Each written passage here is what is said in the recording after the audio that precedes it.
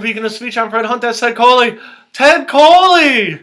It's amazing. We're back after a month. How you doing? Has it been a month? It's been a whole month. Part of the reason is I have been sick. I got some water today. No pop as usual. Throat is... I basically totally lost my voice 2 weeks ago. Just a cold got into my throat. Just ate everything up. And I don't know why, but Ted doesn't want me to come over and cough all over him. Is that correct, more or less? That is correct. That is correct. But today, we were going to do predictions. When we left last week, or last show, I said we're going to do predictions. And then every time I would go on the internet, I would find another story about classic rock to antagonize Ted with. So we're going to wait and do predictions next show. Today, we're going to talk about classic rock. Now, what is all about classic rock? Why are we talking about classic rock for, right? These are unbelievable stories to me that are unfathomable because we are right now I'm 50, right? And I feel like a big pansy, okay? Compared to Fred at 30 where, driving around with a baseball bat in my car, ready to go, right? 50-year-old Fred feels like an old doddering fool ready to poop in his pants, okay? Would you say, and you're 52, correct? Yeah. You do not have the edge that you used to have. Would you say that's fair? No, and I barely had an right. edge. So our edges, we don't have much of an edge, and even when we were working together, we're like round. Yeah, we're rounded.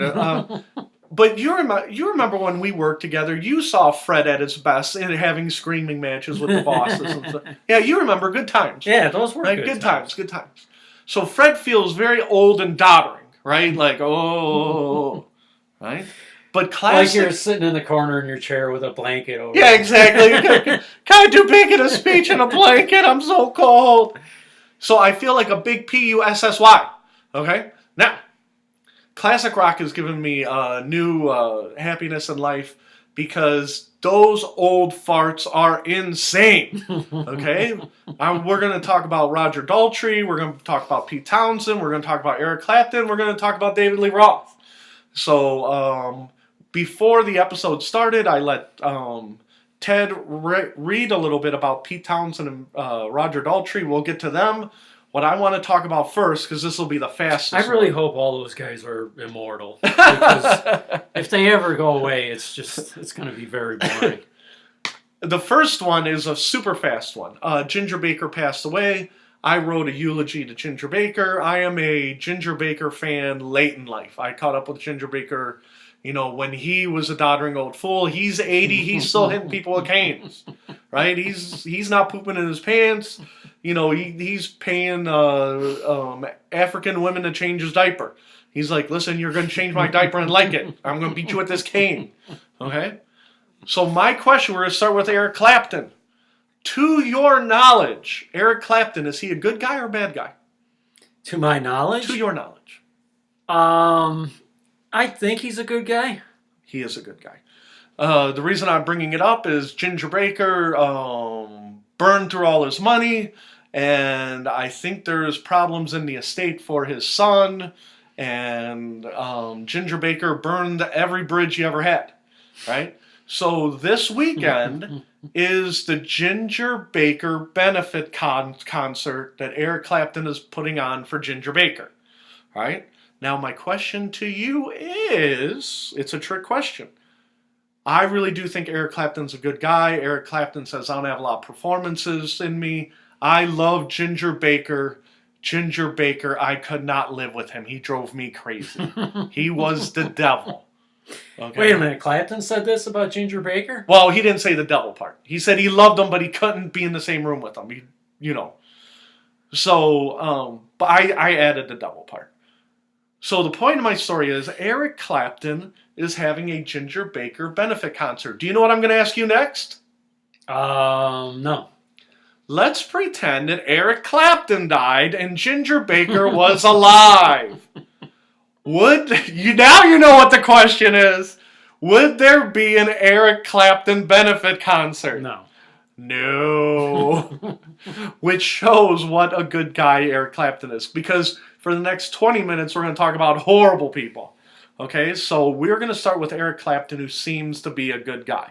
Now, if Eric Clapton did die, to my knowledge, he's very beloved. You know, the Traveling Wilburys, they all loved him. All the Beatles all loved him. Never heard anything bad about, you know, if George Harrison was alive and Clapton was dead, I think Harrison would have his own, you know, concert for Clapton. When I saw there was a Ginger Baker concert, I'm like, who in the world's doing that? Who loved Ginger Baker? Literally, from what I read in all his obituaries, like his kids hated him, his wife hated him, Jack Bruce hated him, right? Jack Bruce is dead already, but they're not coming back from Blind Faith. Who else was in Blind Faith besides Clapton? Steve Winwood, wasn't it? Steve Winwood is not having the Ginger Baker benefit concert. You see what I'm saying? Yeah. Only one person was going to have the Ginger Baker benefit concert, and that was Eric Clapton. It just shows what a good guy Eric Clapton is. Okay? So we're going to get that out of the way first. Eric Clapton, good guy. Now, you ready to talk about bad guys? Yes. David Lee Roth! This is the funniest story of all of them. I read the story like 4 times. Okay? Now, David Lee Roth is doing a Vegas residency, and he's playing mostly Van Halen songs, right? And so the reporter, and he's like 25, 28 years old, he goes, don't you feel bad doing a residency and you're playing mostly Van Halen songs? You're getting rich off of the work of the Van Halens, right? What was David Lee Roth's response? I was in Van Halen? No, it's even better than that. Like, I'm like a kid at Christmas. I can't wait to tell you. Why can he do Van Halen music?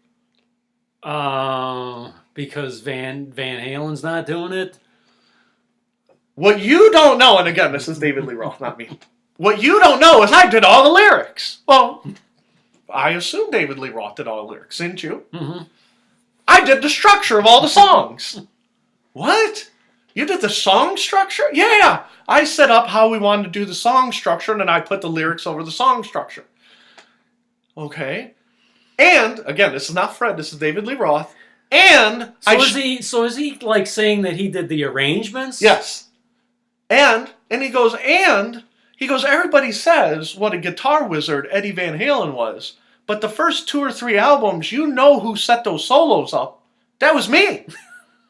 and like the reviewer, or the interviewer guy, he's like, what you're saying is you wrote Eddie Van Halen's guitar solos. I don't know. And David Lee Roth goes, well, I didn't write them. I arranged them. I set them up. And I said, your solo has to go like this. And so, yeah, basically, it was a partnership. You know, I was the big picture guy. And then Eddie Van Halen filled in the solo to where I told him to put it. Right? So he goes, so I don't feel bad because whoever the bass player was, he basically did what I said, and I arranged the songs, and I set up where to put the solos. And he goes, and, Eddie did, he flowered up the solos a little bit. But, Van Halen was basically me. Right? And I'm reading this article and like I can't stop laughing. And the interviewer's like, so this is now. This is now, like this week. This week this came out. And they said, well, just so you know, Eddie Van Halen is still alive. I'm going to go ask him if you wrote his solos. Right? What does David Lee Roth say? David Lee Roth? Yeah, what does David Lee Roth say? The interviewer says, I'm going to go tell Eddie that you wrote his guitar solos. David Lee Roth probably said Eddie's probably going to lie and say he wrote them. No, even better. Even better. Right? David Lee Roth goes, go ahead. He's basically dead anyhow. Right? He's barely alive. If he had any kind of health, we'd be touring. He goes, maybe I'm speaking out of turn, but he had tongue cancer. I don't even know if he can talk. For all I know, he's on his deathbed. Right? And so they're like, oh my God. And so everybody's running to Eddie Van Halen, and his reps are like, Eddie will not dignify David Lee Roth with a response. Eddie works on his own timetable, and David Lee Roth is like, because he's going to die! He's on the brink of death! I'm trying to tell you, there is no more Van Halen. I am Van Halen! Right? And to me, I'm like, what a DICK move, right? Because even if you're in the band and you hate each other, David Lee Roth keeps saying that he was never friends with the Van Halens, right? It was always a business arrangement, which is going to go back into our other story, right? It was always a business arrangement. And, they were hired guns. I cannot sing and play the guitar solo. So I let Eddie do the guitar solo while I'm catching my breath and getting some water so I have a nice, fresh voice. And I'm like, how old are you? David Lee Roth is like 60s. Yeah. Right? Which goes back to the thing, me and you, we were working together in our 30s, right? It'd be like me still, Ted never did anything. He basically turned the key and I told Ted what to do and did everything for him. And you're like, I'm going to find Fred and I'm going to kill him, right? Because this is like 30 years later. And you're seeing each other every day, so a tour is not dissimilar than working together. You know what I mean? And so I'm impressed that they still got fire in their belly, and he's claiming credit for everything. I mean, Ted, you were in a band, right? Could you ever imagine I shouldn't even say, I can't even make a good analogy. I cannot believe David Lee Roth said he helped write Eddie Van Halen's guitar solos. You see what I'm saying? And so it's unfathomable to me. And let's just say, for the sake of argument, Eddie Van Halen does have cancer. He can't talk. He's in a hospital bed. You don't want somebody in the band said, oh, he's practically dead. You don't want the tabloids knocking at your door. You see what I'm saying? Like, all the way around, it's a jerk move. You see what I'm saying? Yeah. And so you had not heard this? No, I never heard that. Yeah. And the thing is, I mean, we've all heard Eddie Van Halen's guitar solos. Oh, yeah. I mean, is there anybody but him who could have written that? No, well, no. No, and again, David Lee Roth's like, well, I didn't write the whole thing. But I arranged it and told him how long it was going to be and how long I needed spacing and what kind of tempos we needed. Mm-hmm. It's like, Eddie Van Halen is arguably one of the top 5 guitarists of all time. Would you say? Oh, yeah.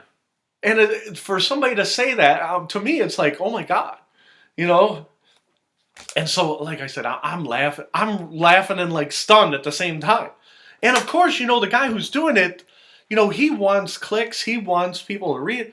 And in the back of my head... up until a few years ago, they were touring. They broke up. They didn't tour together for 28 years, and then they came back and toured, and then they kicked Michael Anthony out, and they had Wolfgang. And the rumor was the only reason Eddie Van Halen did it was so Wolfgang could get experience touring. He could keep an eye on Wolfgang, and Wolfgang would make X amount of money. You know what I mean? Mm-hmm. It was a big cash grab for him, for Alex, and for Wolfgang because, you're getting 3 checks for, your brother and your son. So if it was just Eddie Van Halen, he probably would have never done it. You see what I'm saying? And people are like, listen, you're all alive. Michael Anthony wants to, get back together. Michael Anthony's like, hey, if they can get their crap together. And then everything comes back to Eddie doesn't want to tour, right?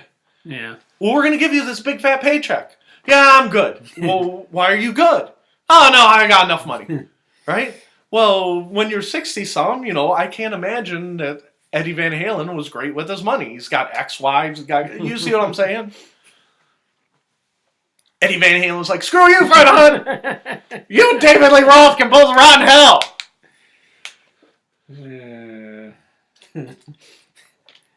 So, but again, that goes back to the piss and vinegar in him, right? And I'm like, oh my God, that's what I want. I want to be 60 and be like, you know what? That damn Ted Coley. He interrupted me. I'm making a speech 72. You would think that even rock and roll musicians by that age would be not so immature. Yeah. Ted Coley, you remember back in the movie? I told you to run, you didn't run? I could run like that. I could run faster. And that's why it's amazing to me because, by the time you're in your 20s, 30s, you're like, you know what, we were young. And you're like, no, I'm still holding a grudge from 30 years ago.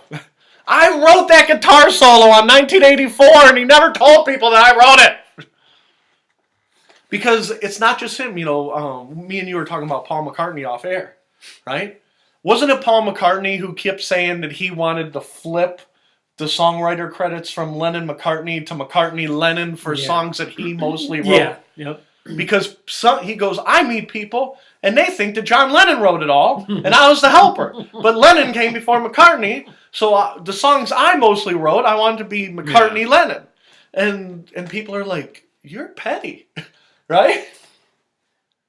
Yeah. You know more about that than me. You got the Beatles thing on the wall. And the thing is, they said the only reason they put Lennon before McCartney was that it just sounded better. It flowed. Yeah. Lennon-McCartney instead of McCartney-Lennon. Right, but how many years did you hear about that? They wanted to flip McCartney-Lennon back.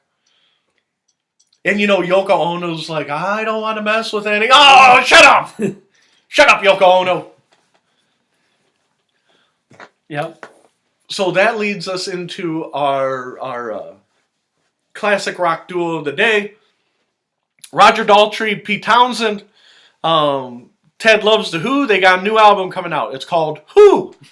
Who, right? Second album in 40 years. Ted Coley, when it comes out, are you going to go to Best Buy and buy Who? The new Who album? No. The reviewer actually said it was really good. It's return to form. It's good classic rock. It's like they haven't missed a beat in 40 years. Like Quadrophenia was 40 years ago. Is that correct? Well, yeah, 73. It was 46 years ago. Okay, what was after Quadrophenia? What was their last major album? Was it last album or last major? Last major album. Last one that the fans all know. Well, probably It's Hard. That was their last. It's Hard. It's Hard. They said this album that is coming out now this week or month or whatever is a natural progression from It's Hard, and it's really good. It's like they didn't miss a beat in 40 years. Okay. I mean, It's Hard was 82. Okay. And that's like when they broke up. Yeah. Okay, so they said they didn't miss a beat. Supposedly between 82 and 2019 there was one album. And supposedly it was terrible. Okay, I don't know what the album was. I'm not sure either, but I think it was like maybe 10 years ago, give or take. But so this one that's coming out now, they said it could be like it's 1984. It's good enough to follow the one in 82. You see what I'm saying? Maybe I will buy it then. Well, but here's what's throwing me off. Ted loves the Who, right? I'm reading in Rolling Stone magazine. I made him read it, right? They recorded a whole album and they didn't even get in a room together. Ted Coley, you made music with three of your friends. You did. Could you imagine doing an album and not sitting in a room with the other songwriter? Not do you want it to happen? Could you imagine doing that degree of difficulty? To me, now Pete Townsend's like, well, I'm in the studio all the time. It's my second home, and I do a riff, and I send it here, and then I hear a vocal, and then I do this. We were so limited with our equipment. There's no way we could have, even being in the same room, it wasn't even possible. Okay. We had such limited, we were like using like a 4-track and... Oh no! To me, it's amazing, and again, they're both in their 70s. It's like, listen, again, use Fred Tez's example. Listen, you guys are both 75 years old. Just get in a room. I remember trying to record songs in the guitarist's garage, and like dogs were howling outside. I mean, seriously. I'm sorry. Well, no, and that's the whole thing. So it's like you're both 75. Just get in the room. You play the guitar. Get a session drummer. Get a session bass player. You play guitar. You do vocals. We'll knock this out. I can't go in the same room with him. He drives me crazy. We've known each other for 60 years. We need a break. It's like, but you're doing an album. You know what I mean? It's not like they're in a court deposition. No, we're going to do a new Who album. God damn it, I don't want to sit in the room with him. He drives me crazy. He does his guitar work, and then I'll do the vocals. Not a big deal. And so to me, it is unfathomable that they can't put aside. And then, you read the article and they're like, oh no, we love each other like brothers, right? Brothers that don't always get along, right? Brothers that can't stand each other. Well, yeah, there's a band. It's not classic rock, but it's alternative, and it's two lesbians. It's Tegan and Sarah, right? And they're twins, and you've never heard of them, but they're really good independent musicians. But they said that they're sisters, and at the end of the day, they can't sit in the same room together, right? They're, they're not like sisters. They are sisters. They're twin sisters, right? One lives in Toronto, and one lives in Vancouver. And they joke around. They said, we get along so badly, we can't even stay on the same side of the country. I just picture like Pete Townsend and Roger Daltrey being in the same room and it being like the Myles Garrett. Well, yeah. And you would think by your 70, again, back to the classic rock. I picture like, Roger Daltrey hitting Townsend over the head with yeah. Yeah. helmet. God damn it, he's hitting him with the guitar. He's bashing him with the snare drum. I told you to play this part. Play in an E minor or whatever it is. So, but to me, and so the interview's going on, and they're like, well, what made you want to do an album? And they're like, oh, we're still young at heart. We still have songs. It's like, it took you 40 years to come up with a second album. I don't know how many songs are in there. You know how many songs you got to scrape out? That's a really good point. It's like, if you still had songs, why did it take this long? Yeah. I've been busy. I got country estate and a third wife, and again, they don't need the money, but this is what really threw me off. Is Pete Townsend's always sentimental. I've heard him say over and over, "I love Keith Moon. I love John Entwistle." Right? I love them, but I showed you the interview, right, Ted? Right? This week on RollingStone.com, he said, I'm glad they're dead. And then, of course, the internet went crazy, and then Pete Townsend's like, of course I'm not glad they're dead. What I'm saying is it's easier to be in a band because Keith Moon was, he played his drums in a crazy way. And Entwistle played the bass in a weird way. It's easier to play in The Who, so it's easier for him. Well, right? I remember reading that John Entwistle complained about Keith Moon, because the bass player kind of has to follow the drummer. Right. He goes, and trying to follow Keith Moon is like trying to follow an avalanche. Yeah. So Pete Townsend's out here, and he's saying this crazy stuff. And, of course, Pete Townsend goes with the famous, they took me out of context. Of course, I'm not glad they're dead. Right? Now, I believe Pete Townsend, I really do think he was taken out of context. But you say that out of frustration. You know what I mean? Like, whoa, Keith Moon, he was a crazy drummer. And you're like, oh, you can't say that. He was your drummer. He wasn't like, the drummer for Van Halen, where you're like, oh, it's not going to get back to him or cause any trouble. The Moon estate is, I'm sure, through lawyers, Townsend's still in contact with the Moon estate. You see what I'm saying? Oh, you say you're glad my dad's dead? Well, run hell! I'm not buying your new Who album. And it's like, when does it ever end? It doesn't. Yeah. I really thought and I think me and you might have talked about this, not on Beacon of Speech, but in real life, that when Entwistle died, I thought the Who was dead. I thought they were done. And then they weren't done at all. They're like, 2 weeks off, we'll finish the tour. Whoa! Oh, you didn't even break off the tour! And they're like, well, we had to stop for a week and send Entwistle's body to the morgue and then go to the funeral. But why would we not keep playing? It's like, so like I said, some of these guys live in a totally different world than me and you. You know what I mean?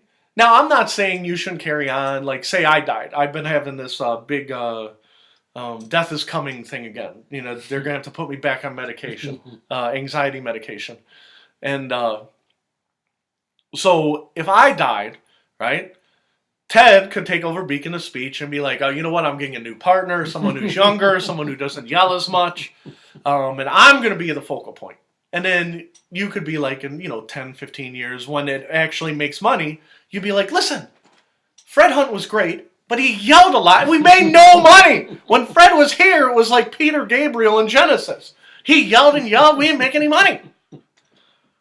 And granted, he wrote some articles, but at the end of the day, you know who's making the money? Ted Coley's Beacon of Speech. Screw that dead Fred Hunt guy, right?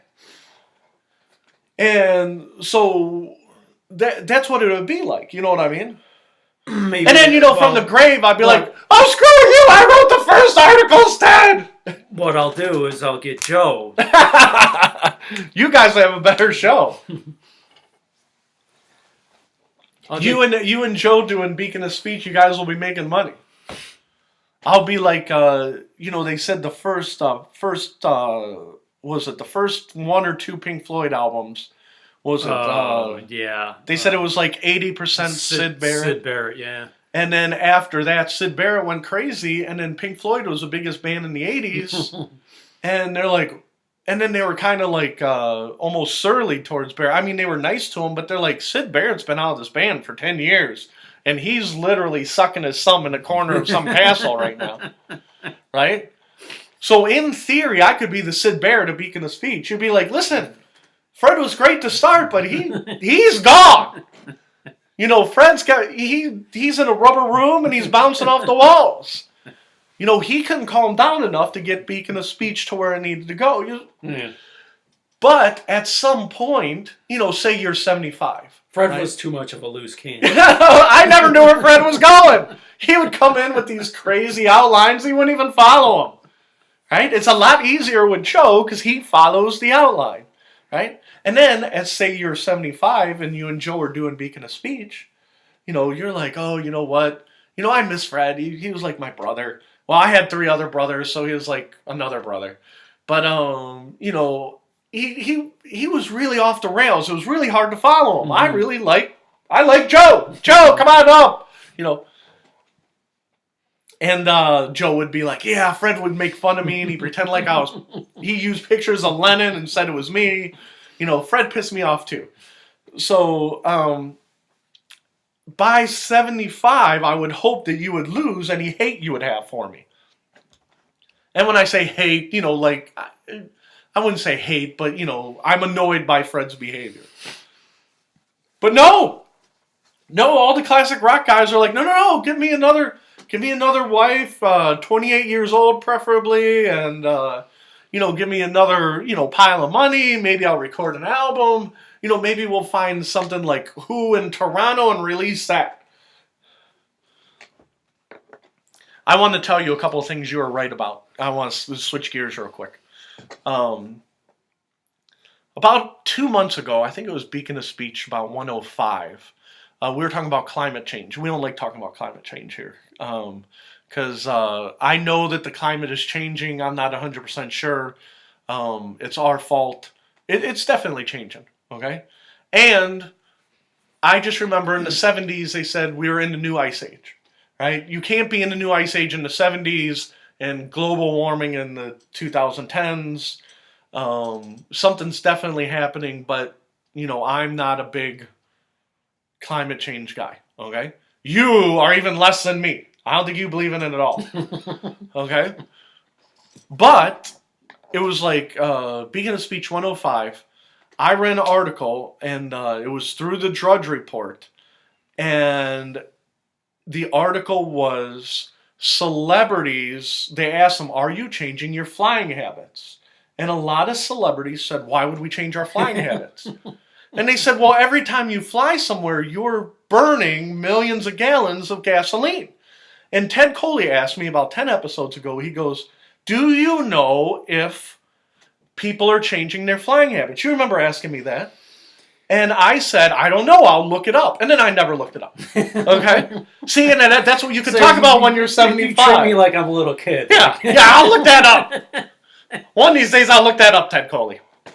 And you'd be like, he never looked up climate change, that bastard. He lied. He was a dirty liar. He only looked up what he wanted to look up. But anyhow, so I read the article, and it was literally almost verbatim what you said.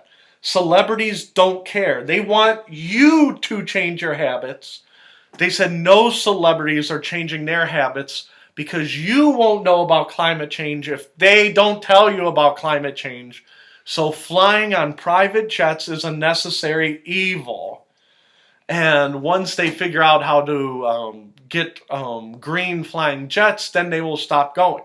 Right? Now, there is one notable exception. One exception. What, one person who is changing their flying One habits? who is changing their flying habits. Can you give me... Don't tell me who it is, but can you narrow it down? Like, is it an actor, a musician? I'm going to give you a hint. She is a teenager from Sweden. Oh, wait a minute. Is it that girl who was... Greta Thunberg. Greta Van Susteren? Yeah, Greta Thunberg. She never left Sweden. She would sit out of school and she would hold signs. Yeah, but she doesn't count because she's a celebrity only because she's complaining about climate change. But this is where we're going. So she went to Sweden, right? Or she went to school in Sweden, and she would skip school and she would hold up signs, right? And there's nothing on here. And she would sit like in the streets of Stockholm, right? And she would skip school and she'd have a sign that said, "Stop climate change." And millions of people would see her. They're like, "Oh my God, we should stop. Look at that little girl. What's the story with that little girl?" And then they would interview her, and she's like, "The most pressing thing on the planet is climate change. We need to stop it. Nobody's listening to me." Well, what are you doing about it? I made a sign, and I'm skipping school. It says, "Stop climate change." What don't you understand? I'm doing my part. Yeah, I'm doing my part. Why hasn't he been listening to me? Right? So she became a local celebrity in Sweden, and then they would have conferences in Sweden and Norway, and she would speak, and she'd be like, "Adults need to listen to me. Climate change is here. I'm going to have kids." Right? Yeah, but you have no answers. You have no invention to stop climate change. I can go up and yell anything I want. Here's my, Well, you know what? What is their, what do they want? Do they want more funding given to the government to come up with? Yeah, and oil companies have to pay penalties. Right. And stuff like that. So, see, to me, that is always their main thing, is what they really want is something to be taxed more. Money, yeah. So, that would be like me. Okay, we're going to take it away from Greta. Everything with them comes down to demonizing something so they can get tax dollars from it. Yes, exactly. So, but back to Greta, okay? This is the equivalent, okay? Now, speaking of speech, we make no money, right? Now, let's just say I was a big loser and I didn't have a gray beard. Okay, I was young. Pretend like I'm young. Do I look younger without the gray beard? Mm-hmm. Okay. I quit my job and I have a sign and I go out to the highway over by here, okay, 480, and I hold a sign. Speaking of speech. Yeah, I should do that. It says "World Peace." World Peace. People drive by. "Oh, what's that all about?" "I want world peace." And then Fox 8 comes and says, "What do you want?" "I want world peace." "What are you going to do about world peace?" Nobody listens. I have a sign. Nobody says world peace right there. What don't you understand? I want world peace. Well, what are you going to do about it? I'm going to sit here and I'm going to show my sign at 480 until we have world peace. Oh my God, Fred, you're really sticking up for your... I'm just picturing you sitting there and then like somebody throwing like an empty water.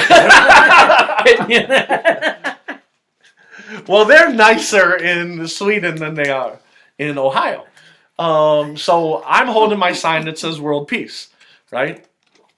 Sooner or later, they're going to say, "Fred, you're a nut. what are you going to do about world peace? I'm like, world peace!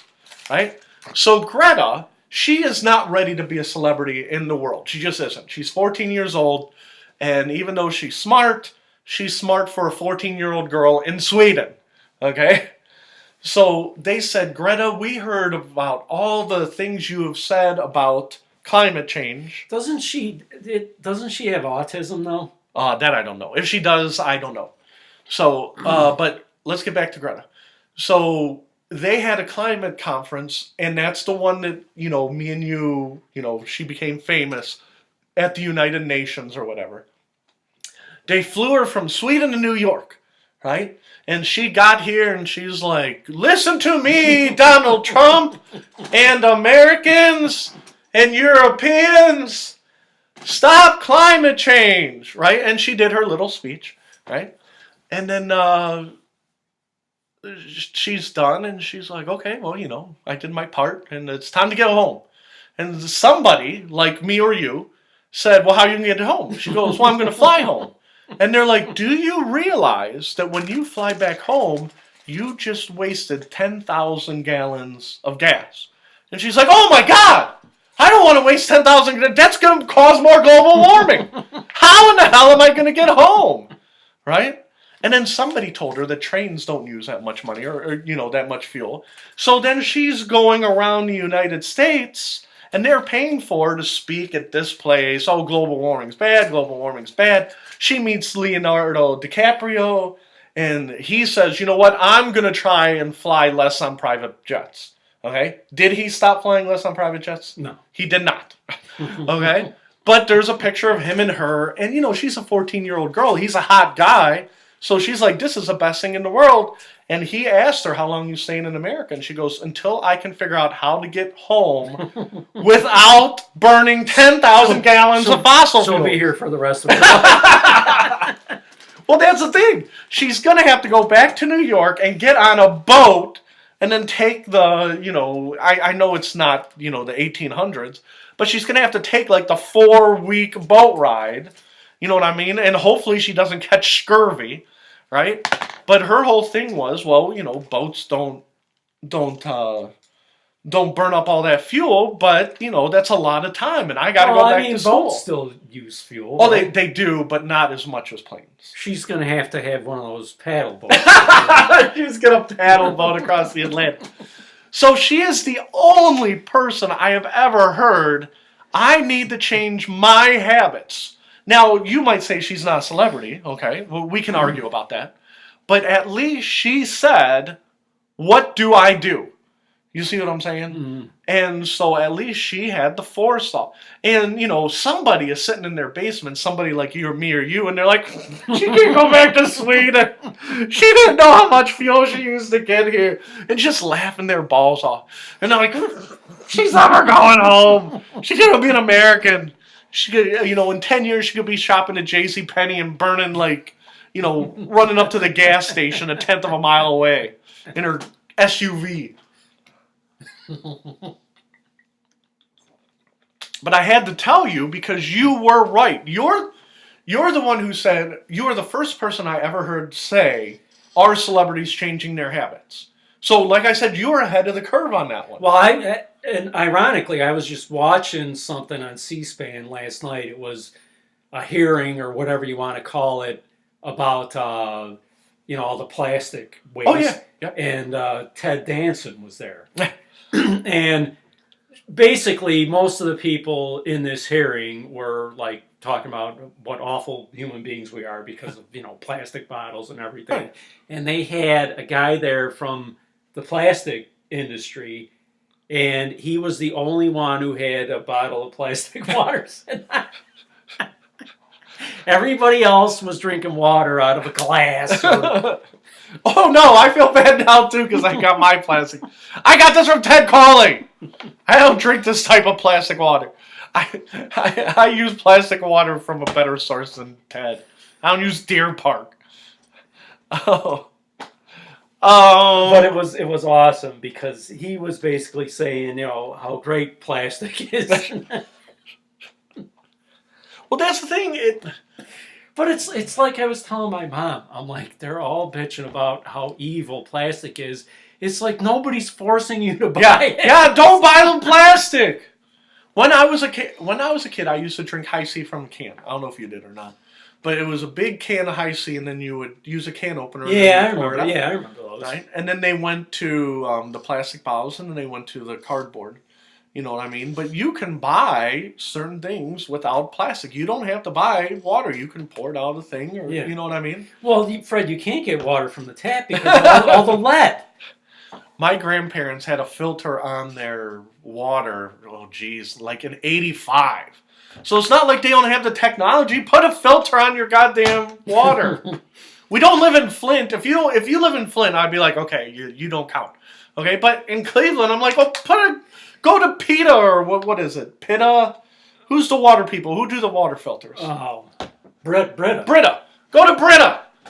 So, Well, that's my whole point. It's they make it seem like the plastic industry is holding everybody hostage. Yeah. It's like there's a very simple thing you can do. If you don't like the product, Yeah. don't buy it. yeah, and your spare bedroom is not like others, unlike other spare bedrooms, right? There's plastic there, plastic there, there's ways to say I'm not doing plastic, no plastic, right? Well, I guess what they're focusing on is the single-use plastic. Where like that. Yeah. I am helping to kill the earth. Greta Van Susteren, I know it's Thornburg or whatever, but she'd be, very disappointed in me. I want to talk about something local, super fast. Okay, I want to bring this up. Don't look. Ted's cheating. Right down the street, there's Kmart, and it just closed, right? And I think when Beacon of Speech, like 5 or 10, I predicted that all Kmart's would go out of business within a year. I was wrong. It took like 3 years. Okay, now, because I want to make sure that I was stunned. Okay. Now, the Kmart right by your house, right? It's you go back to how do we get there from here? We hop on not Tiedemann. I'm sorry. What's the road that I turn down when I leave here? I go down east 131st. 98th. 98th. Okay, so if I go down 98th, right, and then I go down into the valley, how do I get to Kmart from there?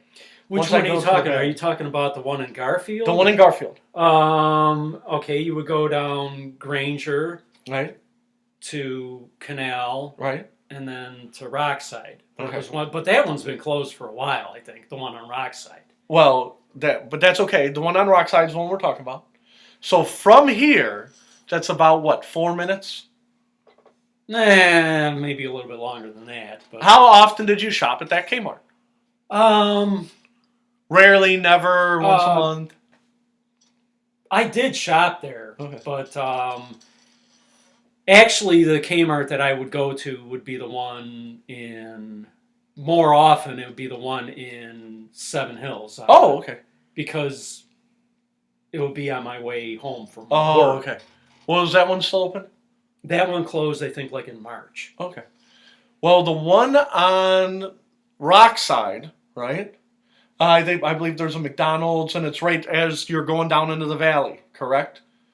You're going down Rockside, and you're going down the hill. Yeah.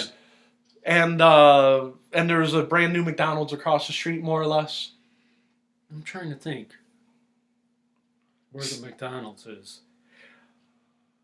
Well, there's a... It's the one going down the hill into the valley. Right. On Rockside. Yeah. The point is, how much do you think they sold that land for?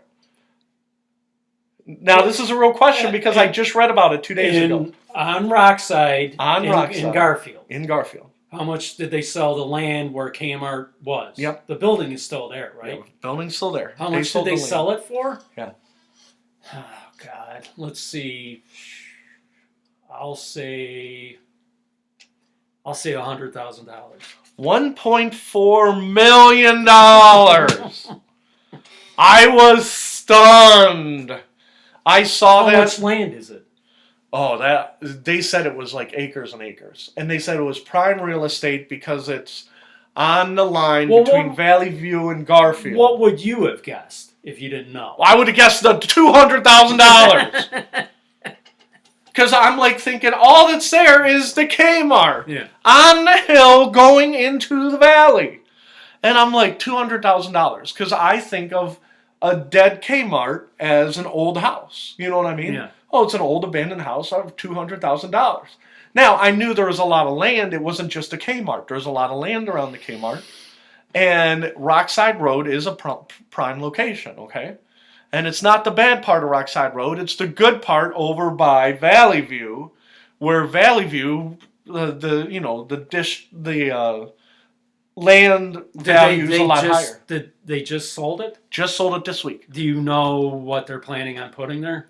They said they don't know, but they said the people who bought it are developers who usually turn old malls into strip stores. You see what I'm saying? They rip out, Randall Park Mall? Yeah. You know how it died and there was nothing there and it sat vacant for 10 years and it became an Amazon location? Well, they said same people, right? So the people who bought it see commercial use for it. But if they can't get commercial use, they're going to build another strip mall. You see what I'm saying? Yeah. So, but to me, I'm like 1.4 million seemed really, really high. Especially, what's this one at the corner where they have all the, that they built on top of the dump that's not even filled? Well, yeah, I mean, I know what you're talking about. What's the name of that place? What happened is they built a strip mall on top of a dump, and then nobody wanted to go there because methane and other gases were leaking into the buildings. And so nobody could see that coming. Yeah. Holy cow! How in the world did that? They got vents all over that dump, right? And they're like, well, how did this happen? Yeah, it's a shock. So when I saw they sold that cable, I was stunned. And I'm like, you know what? I got to ask Ted this in the middle of Beacon of Speech because I'm like, you know what? Maybe I don't know what's going on.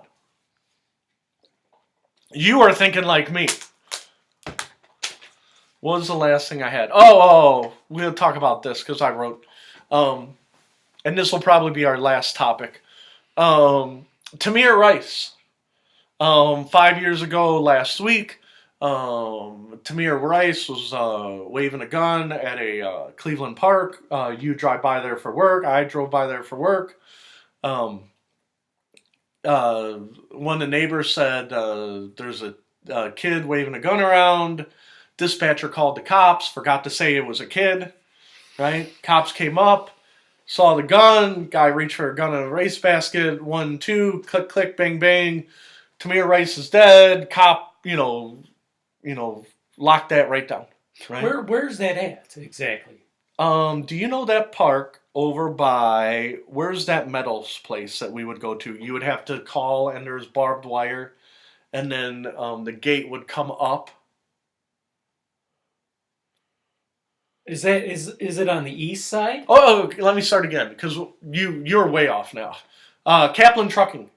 Yeah. Do you know where Kaplan Trucking is? Yes. Okay, right after you would, either right before or right after you'd leave Kaplan Trucking, there was another stop where there was a gate with a barbed wire fence. Yeah. Do you remember that company? Yeah. Right there was a park 2 blocks away. That's the Tamir Rice Park. That's where that was? Yes. Wow, I didn't know. See, that's what I'm saying. Me and you know where the Tamir Rice Park is. Wow, I didn't realize it was that close. Yeah, really to here. Yeah, so it was over there, and so what had happened is afterwards, Tamir Rice's mom sued everybody who moved. She moved the city. She sued the city. She sued the cops. She sued blah, blah, blah. Sued this, sued that. Cops were never committed. They were never convicted of murder for killing Tamir Rice. Lots of things came out after the fact. And the Tamir Rice estate settled for $6 million. And then the mom and the sister of Tamir Rice got separate payouts of $250,000. Okay? Now, That's all well and good. There's lots of different angles we can talk about. Here's what happened. Okay? Yeah, wasn't it something like Wyman Gordon medals or something like Yeah. that? Yeah. So it was right in there.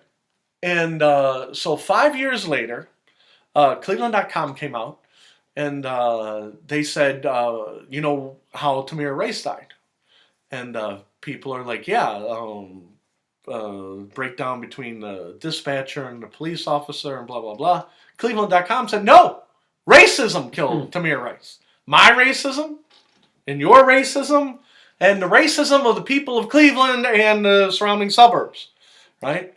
And they didn't write one article about it. They wrote 13 different articles about our racism killed Tamir Rice, and they didn't write any other articles from any other angles, right? And they did 3 different interviews with Tamir Rice's mom, who confirmed that it was racism that killed her son, none of her son's actions. Okay, just a reminder, Tamir Rice was waving a pellet gun with the orange safety cap broken off so you cannot differentiate between a real gun and fake gun. And again, the police report said that they got a call, a 911 call, said somebody is at the park waving guns at people. Okay? So she takes no responsibility for that. Cleveland.com said those are moot points because of our racism. And when I say our racism, yours, mine, people of Cleveland, surrounding communities, blah, blah, blah. Right? So what happened is, I'm like, listen, I will listen to our racism killed Tamir Rice as long as you have 13 different angles. Because, Ted, there's different angles to everything, right? Me and you, we can see the same thing, have different things. I am not going to listen to 13 of the same stories and then say those other angles are invalid. You see what I'm saying? So what happened is I wrote a Beacon of Speech article and I said, listen, there was a breakdown with the dispatcher. Where was Tamir's dad? Tamir's mom? Where was she? Blah, blah, blah. And, of course, the police should not have slammed the police car in park and shot him within 2 seconds, right? And all of a sudden, I put that on Cleveland.com. I responded to a article on Cleveland.com. Next thing you know, hundreds of people are on Beacon of Speech, is the most read article I've had in 2 years. So, and like I said, I had 100 views in 3 hours. Because people are like, yeah, that's what we want to hear. We want to hear all angles. And Fred Hunt has pointed out multiple angles. Fred Hunt is not a professional writer. He works for a living. He's a blogger. So again, and this is where I'm going with this. So are you trying to get at that you got a job offer because of this? No, Cleveland.com is probably going to sue me. I'm afraid to go on the email because they'll be like, you took illegal screenshots, we're suing you. I'll be like, I ain't opening that email. Okay? So, but the point of the story is that they are selling you a liberal narrative. You're racist, I'm racist, we're all racist, right? They are selling you that. Then when liberal newspapers go out because they don't want to tell perspectives from 13 different angles, they don't want to tell the dispatcher's perspective, they don't want to show the cop's perspective, they don't want to show Tamir Rice's dad's perspective. You know, there's no article from Tamir Rice's dad anywhere, right? And they didn't interview any of the people from his school to see whether he had discipline problems. You see what I'm saying? They were not thorough and comprehensive. They are selling everybody's racist. We're all racist. When Cleveland.com goes under or they get sold, it will be because of Tamir Rice. So, in the article, and this is where I'm going. Now, Cleveland.com is basically the Cleveland Plain Dealer. Okay, yeah, that's what I thought. So, I'm telling you that this whole Tamir Rice thing is really going to go sideways for Cleveland.com. And when I say sideways, I think they pissed a lot of people off. Because 5 years after the fact, they said it was the biggest story in modern Cleveland. In the last 50 years, the biggest story in Cleveland was the Tamir Rice shooting. Wow. which it wasn't. Okay? They're trying to sell you it was the biggest story. And why was it the biggest story? I've said it 4 times already. Why was it the biggest story? Right. Because we're racist. Yeah. Right? And I'm telling you, the marketplace is going to start weeding things out if you cannot give multiple points of view. If you want to be the newspaper of record. Now, Art, you remember Art McCoy. Well, at some point, people get fed up with being told how terrible they are. Right. And so, you remember Art McCoy, right? Yeah. Art McCoy was on WTAM. Now, Art McCoy, if he wants to go on WTAM and say, we're racist, we're all racist, right? If he wants to do that, that's his right. And he can go on WTAM and say that, right? But you know what you're getting when you listen to the Art McCoy show. You see what I'm saying? You're getting everybo's racist. You just are, okay? And don't get me wrong, there is racism out there, okay? And let's just say that racism was in play in this case, okay? White cop, black teenager. Let's hypothetically say that was what it was. That is still doesn't show the communication breakdowns within the Cleveland Police Department. You see what I'm saying? Mm-hmm. They don't have enough cops for all the problems that they have. We don't want to hire no cops! No less cops! Well, you want to stop crime, but you want less cops. That's not the way it works. Well, just tell the cops not to come around and have less crime. You see what I'm saying? Yeah. So they're not mutually exclusive things. So I called my shot in the article, and I want to do it on the video part of Beacon of Speech. I said within 2 years, so I'm going to mark this down. And I'm going to stand by this. What's today's date? Today is December 1st? Yeah. 12/1/19. 12/1/19. Cleveland.com will be sold or not. No. They will be sold or disintegrate. What is it when they don't exist anymore? They just close their doors, right? They will be sold or they will disintegrate. Disintegrate. Or go out of business. Or go. I should put. I don't know why I can't think of go out of business. Will be sold or go out of business. Go out of business. And I'm going to say within 2 years. Before. What's our date? 12/1. We'll say 1/1/22, because that's 2 years. Before 1/1/22. And I'm writing, this is bad radio, or bad TV. Cleveland.com will be sold or go out of business before 1/1/22, specifically because of Tamir Rice coverage. Because of Tamir Rice coverage. And like I said, you can cover anything you want. You can cover all angles, even if angles are wrong. You know what I mean? Say that we were, and I'll use an example. My grandmother, she used to be big on astrology, right? Huge on astrology. She'd do your life, and she'd be like, "Oh, well, you know what? When Mars is falling into Venus, you're screwed. Your chance so of death she would goes do up." like your whole chart She or would do whatever your it's chart. called. Right? Yeah. So Cleveland.com, instead of doing 13 stories about how we're racist, and when I say we, I mean all people of Cleveland / Northeast Ohio. Maybe Cleveland.com could have said one story about racism, one story about from the police perspective, from the dad's perspective. They could even have the perspective of Tamir Rice's, he was in Jupiter falling, and his time was up according to the stars. You see what I'm saying?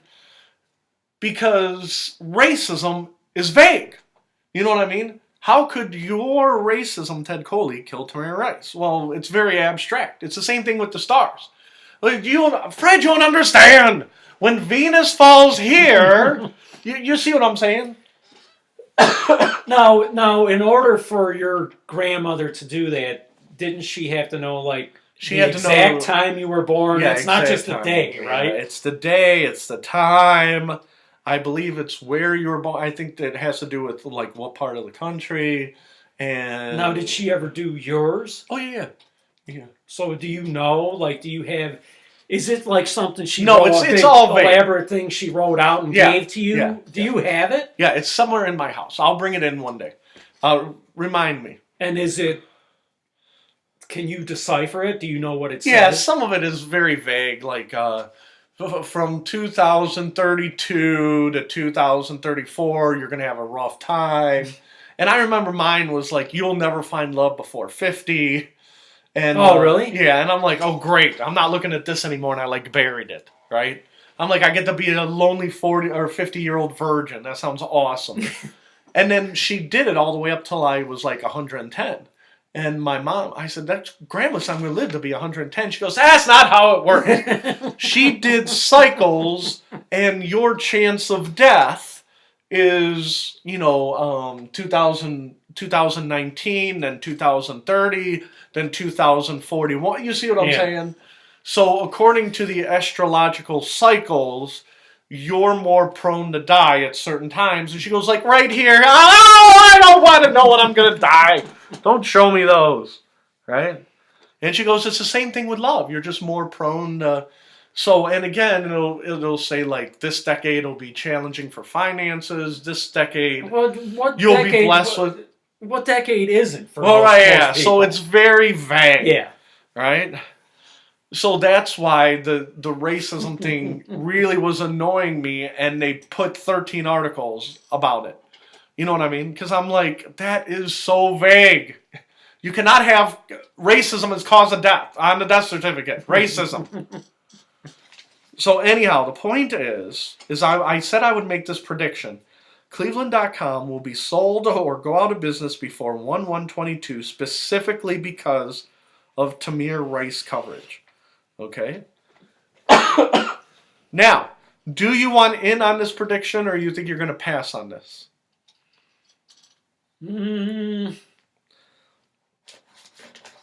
I think I'm going to pass on that. Okay, Ted passes on predictions. Passes on this prediction.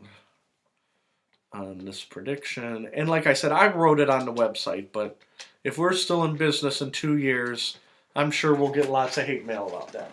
So, all right. I said it would be about an hour, and I see it's 7:45. So I'll put this in the prediction.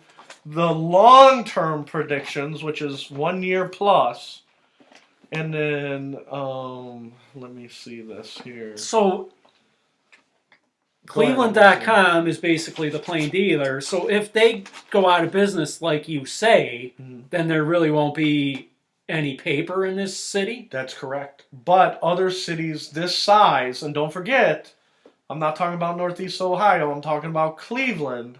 Other cities like Denver's newspapers basically got a for sale sign in the window, and they went from like 80 employees to 8. And they said that they won't be around next year. You